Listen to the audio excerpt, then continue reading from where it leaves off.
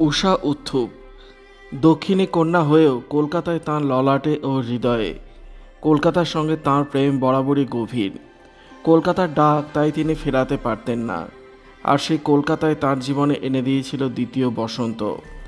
বিবাহিত উষার জীবনে উঁকি দিয়েছিল প্রেম।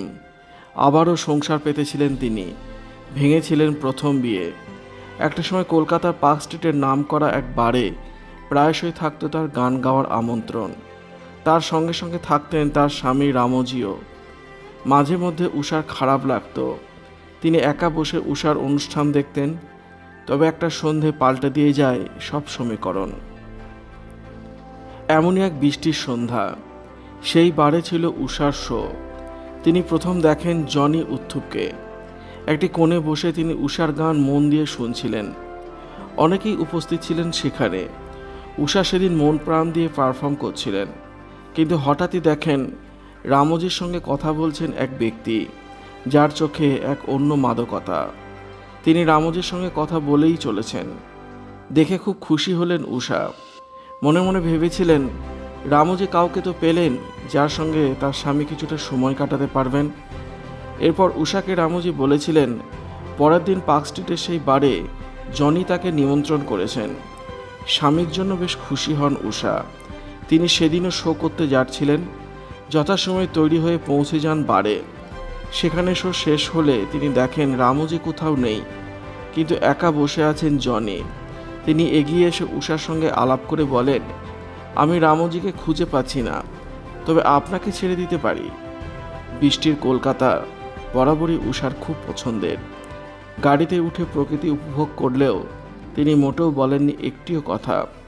10 মিনিটে পৌঁছে যান হোটেলে। হোটেলে পৌঁছেই বিপত্তি। দরজায় টোকা দিলে বেরিয়ে আসেন রামজি। উষার সঙ্গে জনিকে দেখে সেদিন তিনি মোটেও খুশি হননি। বলে বসেন, অনেক হয়েছে মিস্টার জনি, এবার আপনি যেতে পারেন।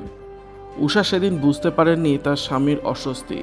বুঝতে পারেননি কেন এভাবে রেগে গিয়ে তিনি মুখের উপর দরজা বন্ধ করে দিলেন। সেদিন সারা রাত অস্বস্তিতে ছিলেন তার স্বামী। প্রশ্ন করেও কোনো উত্তর পাচ্ছিলেন না উষা। বুঝতে পারছিলেন কোনো একটা সমস্যা হচ্ছে, কিন্তু তাতে কোনো লাভ হচ্ছিল না। বহুবার অনুরোধ করার পর মুখ খোলেন তার স্বামী রামজি। বলেন, জানো আজ রেস্তোরাঁয় জনি আমায় কি বলেছে? আমি জানি না উষা কি ভাবছে, তবে আমি আপনার স্ত্রীকে ভালোবেসে ফেলেছি। তখন রাগে কাঁপছেন রামজি। উষা শান্ত গলায় বললেন, আচ্ছা, উনি তোমাকে এই কথা বলেছেন? আমায় তো কিছু বলেননি। তাতেও শান্ত হননি রামজি। তিনি চিৎকার করে বলে ওঠেন, কিন্তু জনি তো এটা আমায় বলেছে। তুমি বলো, তোমার কি কোনো অনুভূতি আছে? উষা সমস্ত ভয়কে সরিয়ে বলেন, হ্যাঁ। এরপর সেই রাত ভয়ানক হয়ে ওঠে। ঘরের সমস্ত কিছু ভাঙতে থাকেন রামজি। উষা ভয়ে কাঁপতে থাকেন।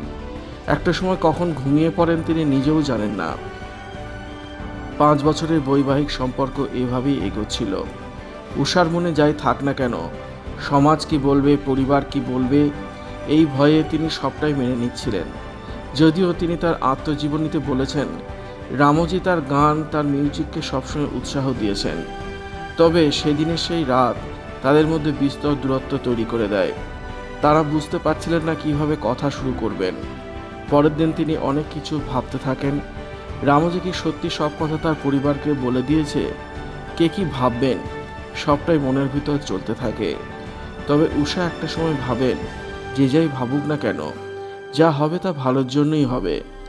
এরপর হঠাৎ তিনি দেখেন রামজি ও জনির মধ্যে দূরত্ব মিটেছে, যদিও অশান্তি বাড়তে থাকে উষার মনে। তিনি ভাবেন, আদপে কি সম্ভব এই বিয়েটা টিকিয়ে রাখা? 1969 সাল। আবারও কলকাতায় সেবার ডাক পান উষা। যদিও সেখানে যেতে চাননি তার স্বামী, তিনি একাই আসেন। সেখানে প্রতিটা সন্ধ্যা আবার দেখা হতে থাকে তাঁদের। সম্পর্ক গভীর হতে থাকে। একটা সময় উষা বুঝতে পারেন, এভাবে নয়। জনি সত্যিই ভালোবাসা চায় উষার কাছ থেকে, আর তারপরে সিদ্ধান্ত নেন জনির সঙ্গে গাঁটছড়া বাঁধার। ভিডিওটি আপনাদের কেমন লাগলো কমেন্টের মাধ্যমে লিখে জানাবেন, আর অবশ্যই চ্যানেলটি সাবস্ক্রাইব করবেন। ধন্যবাদ।